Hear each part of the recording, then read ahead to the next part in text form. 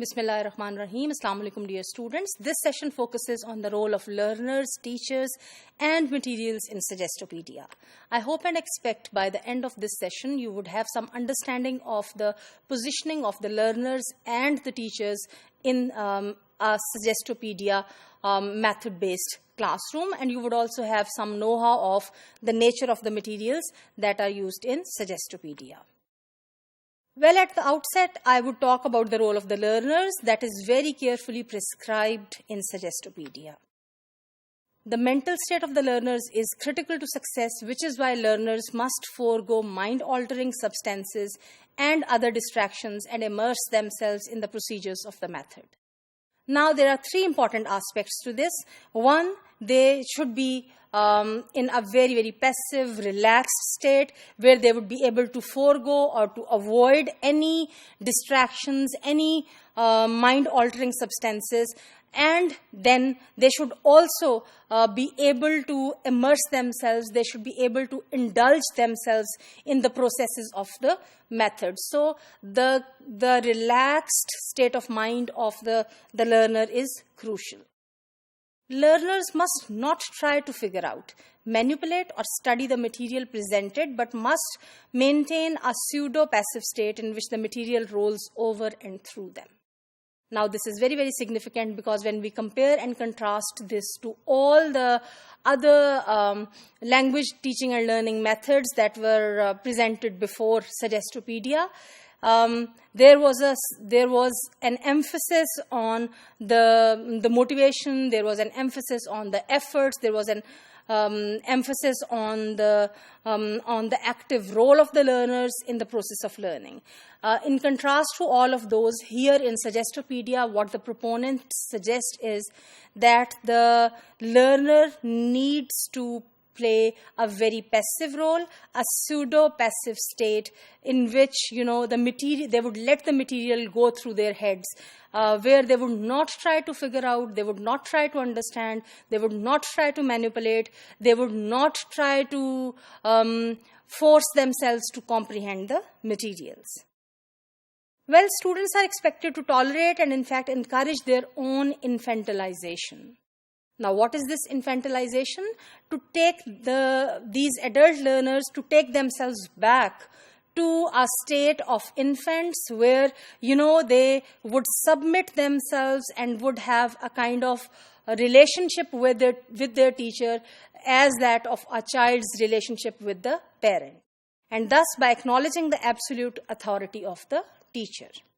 By giving themselves over to activities and techniques designed to help them regain the self-confidence and spontaneity. And again, this is the idea that the proponents of Suggestopedia have taken from the parent-child relationship.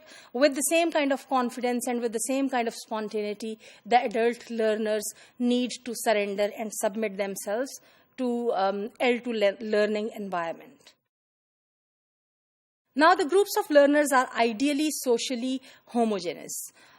Well, this is a very, very ideal situation that Suggestopedia suggests or asks for. The group has to be homogeneous, whereas if you look at the ground realities of language teaching and learning, this is one of the difficult tasks. Again, the number is very much specified, 12 learners in one group that are to be divided into men and women equally, and then the learners sit in a circle which encourages face-to-face exchange and activity participation. Actually, the situation that Suggestopedia presents is very, very ideal. As far as the role of the teacher is concerned, the role of teacher is to create situations in which the learner is most suggestible, and then to present linguistic material in the way most likely to encourage positive reception and retention by the learner. Lozenev lists several expected teacher behaviors that contribute to these presentations. Number one, to show absolute confidence in the method. So on the part of the teacher, this is very, very crucial to be confident about the method. Secondly, to display fastidious conduct in manners and in dress. Thirdly, to organize properly and strictly observe the initial stages of the teaching process. This includes choice and play of music as well as punctuality. And fourthly, to maintain a solemn attitude towards the session. Number 5, to give tests and to respond tactfully to poor papers, if any, because Suggestopedia believes in having a group of learners who are homogeneous, who are of the same level, etc., and it promises success to all. So the presence of these poor papers is quite, questionable. Sixthly, stress global rather than analytical attitudes towards material. And seventhly, to maintain a modest enthusiasm in the process as well. Well, as far as the materials are concerned, in Suggestopedia, the materials consist of direct support materials, primarily text and tape. And indirect support materials are also used, which include classroom fixtures, that is the furniture, etc. of the classroom, and the music. According to this method, the textbook should have emotional force, literary quality, interesting characters, and language problems should be introduced in a way that does not worry or distract the students from the content. So to keep the learner very relaxed is one of the main focuses of Suggestopedia, and the text also needs to be designed accordingly.